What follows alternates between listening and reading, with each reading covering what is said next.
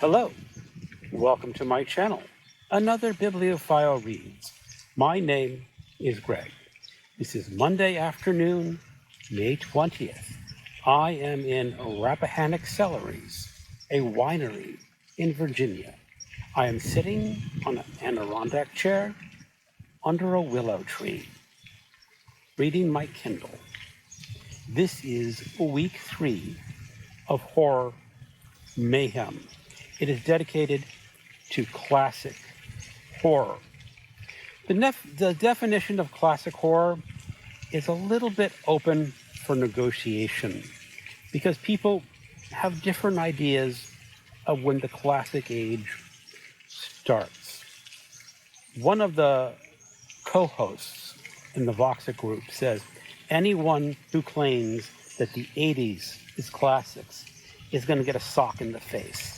You know, we're not anywhere near each other in reality, so you're not going to get a sock in the face. And I kind of agree the 80s is not quite classic. My definition for classic is going to be anything published before the 80s. And we're just going to go with that. There are some people who are younger who are definitely going to include the 80s as classics. And even though there's a threat of a sock in the face, as I said, you're not going to have to worry about it. It's an idle threat. So, I have actually been reading a few short stories. I started on Sunday with The Thing in the Cellar by David Kellor. It is a public domain story. It is included on my Kindle in one of these huge omnibuses that contain just a ton load of public domain stories. It is a story of a family who are living in a house that has a really enormous cellar. It was said that the cellar was built before the house, when the house was larger, and when the house burned down or some sort of accident happened, a smaller house was built on top of the cellar. So there is this giant cellar beneath the house, and there are stacks of old debris and items that no one has sorted through for years and years and years. Now, this family had a child, and this little boy has always been terrified of the cellar. There is an entrance to the cellar from the kitchen, and it has this abnormally large, heavy door, which you do not normally find in these old houses going to the cellar. And this child is absolutely convinced that there is a thing in the cellar. And as he gets older and his fear does not dissipate, they take him to the doctor about this unreasonable fear. And what the doctor says to do, he says, lock him in the kitchen with the cellar door open to make him get over his fear. And I'll leave the story at that. I have also finished a short story by Ashton Smith. This is called The Gorgan. It is set in London. There is a man out in the streets of London. He is approached by an older man who seems a bit off. And he says, would you like to see something special? And what is that special thing he wants to show the narrator? He says he has the head of the Gorgon. That is Medusa, killed by Perseus. Apparently this man won the head of Medusa in a dice game. Now, of course, this narrator is very skeptical. He says, that happened an awful long time ago.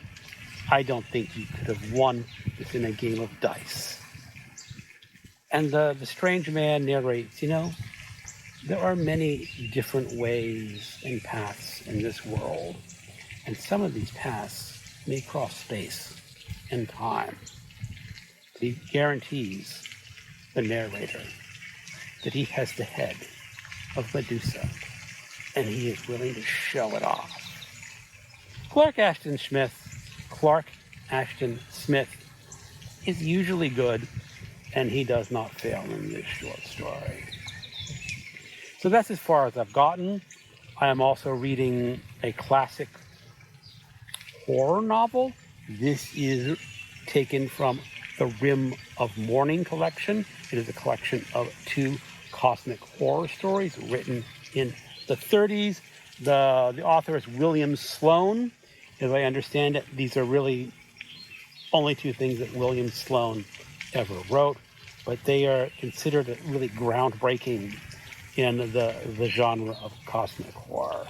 And I'm about halfway through the first novel, To Walk the Night, and I will leave it for that for now. I'll give it a better description a bit later, but I am enjoying it.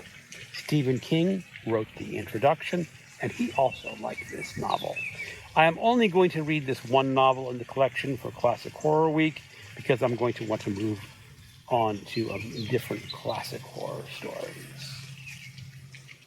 I have finished listening to the audiobook of Let's Go Play at the Atoms by Mendal W. Johnson. It is a novel originally published in 1974. I do own the paperback, but I decided to listen to the audiobook. It is the story of Dr. Adams and his family who have a house way out in the sticks of Maryland. It's somewhat near Baltimore, but I'm not quite sure how close. It's remote. Well, anyway, Dr. Adams is never actually seen that much in the story. He has gone on vacation with his wife, and he has hired a college student named Barbara to babysit his 2 children. Bobby is about 13, and Cindy is a few years younger. It's a nice house, and he can afford this babysitter. However, Bobby and Cindy have 3 friends. They have John, who's about 17. He has Paul, he's a few years younger, and their friend Ellen, who's about the same age as John. And they decide, wouldn't it be fun if they kidnapped Barbara to play a game? Bobby takes his father's chloroform, drugs her, and ties her up one night. And then it's time for the children to have fun with Barbara. Of course, in Barbara's mind, it's not fun at all. She is tied up. She is gagged. John sexually assaults her because he is a virgin and he has never experienced a woman before. And then they get worse. It's Paul's idea, or was it Cindy's idea, to strip her naked so she's tied up and naked and gagged throughout the time that she's going to be there. Now, of course, they realize they're going to get in some serious trouble when the parents come home. But Bobby notices somewhere outside the house, there is a picker. A picker is basically a migrant farm worker, and he's been camping out outside their land. And wouldn't it be nice if they could blame all this on the picker and what happened to Barbara?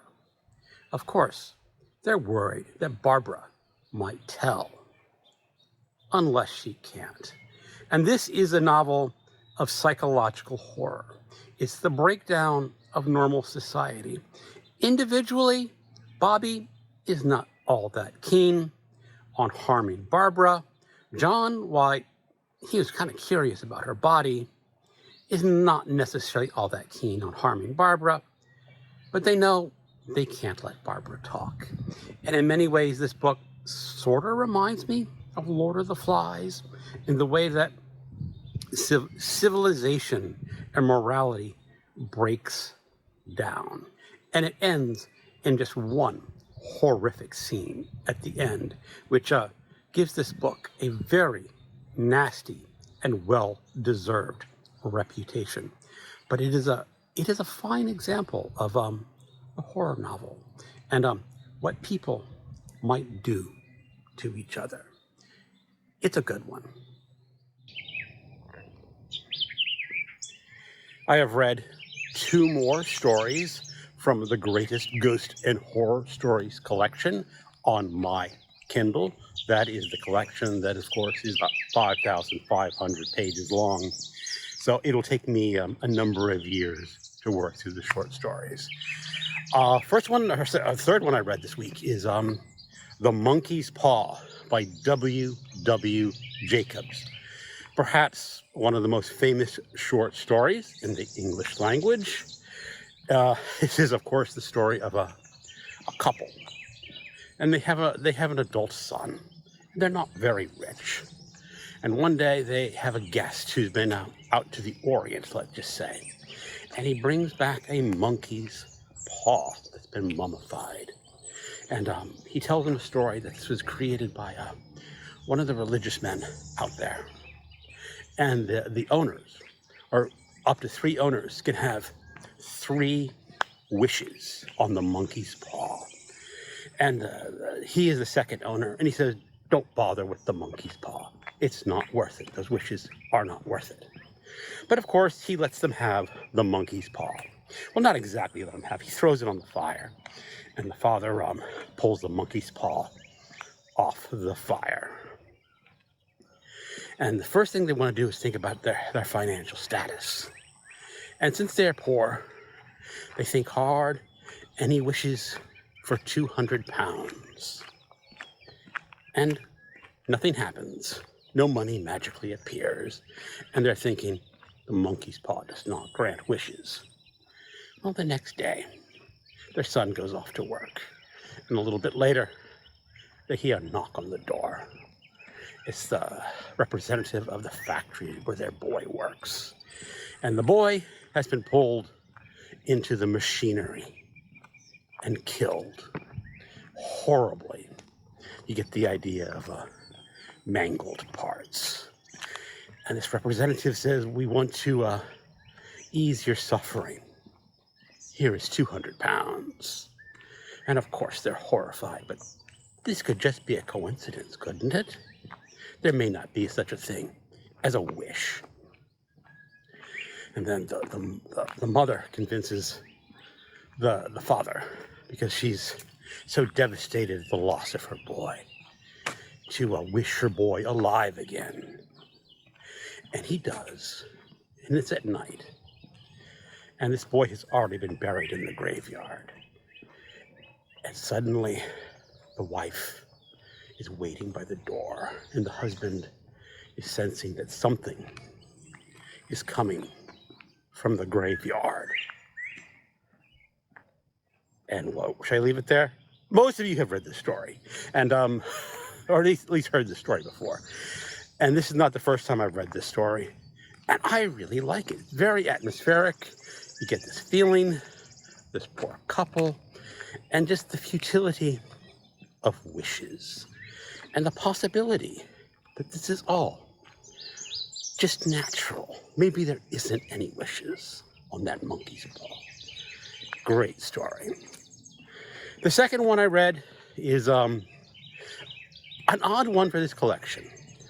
I see why they included it in the ghost stories and horror stories, but I'm not sure it is a ghost or horror story. And that is The Yellow Wallpaper by Charlotte Perkins Gilman. And it's a story in the 19th century of a couple who move into a fabulous house. The only problem is the wife has this room, and there's this detestable yellow wallpaper. And you get the idea that not as all is well with the wife, because she starts talking about the woman who lives in the wallpaper. And perhaps that could be a horror story, but this is more of a psychological story.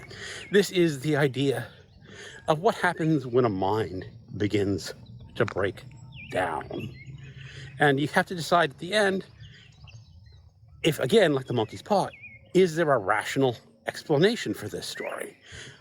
For this one, I think there is a rational explanation. It is a story of mental illness. And it's such an effective story, too, because if you've read it and you have that very last scene of what the wife is doing in that room, is creepy as all hell. So these two stories, they have possible explanations in the real world. And I like it when short stories do that, especially horror stories. There should always be a slight out where it all could be normal.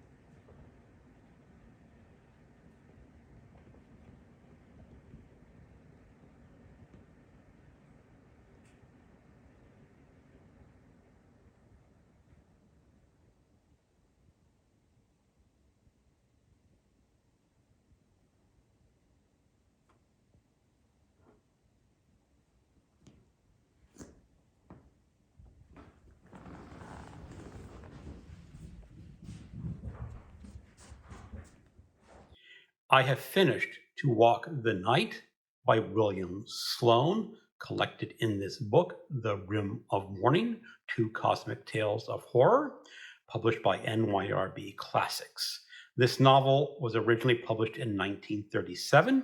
It has been called a science fiction novel with horror elements, or maybe a horror novel with science fiction elements. In any case, the narrator is returning by train from out west to Long Island. His longtime friend has committed suicide out in the Southwest. He shot himself with a revolver, and it is the narrator's unfortunate duty to tell his father that his son is dead. And while it's been listed as a suicide, there are some doubts whether it is a suicide. And the story goes back and forth between the father and the son, as the son describes how his son came to that place where he allegedly committed suicide. You go back a number of years where the narrator and his friend were visiting a man in college who was studying some really rather advanced mathematics. This professor had just recently married, out of the blue, a woman who's been called the most beautiful woman in the world. And it was just a very strange marriage because previously, Professor had not expressed interest in marrying or women. He just liked mathematics. But he died under very mysterious circumstances. Not a suicide. He was burned up by some means that the police detectives can't really determine what caused his body to burn. And his wife is very nonchalant about her husband's death. And she becomes immediately interested in the narrator's friend. And the friend is, of course, interested in this woman. And a little more after the month after her first husband dies, she agrees to marry his friend. And everyone thinks that's just a very weird thing for the woman to do. And then you get some more background story of the police investigating this professor's death. And they have a lot of questions about the wife. They don't think she murdered him, but there's some peculiarities. She doesn't seem to have any family, doesn't seem to have any friends. She came out of nowhere, but she's extremely, extremely intelligent. And then the police detective tells their narrator of a very odd story. He tells the story of a mentally retarded woman who really had no brain power whatsoever. And one night, she just disappeared, and her distraught parents have no idea what happened to her.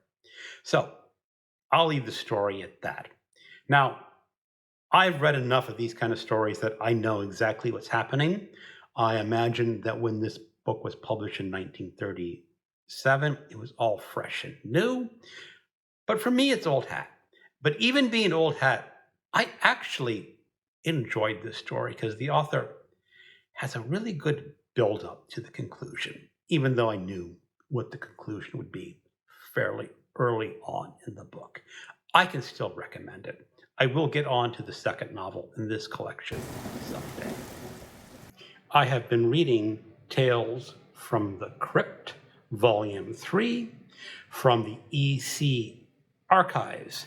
These are reproduction omnibus of the horror comics of the 1950s, and they can be a lot of fun.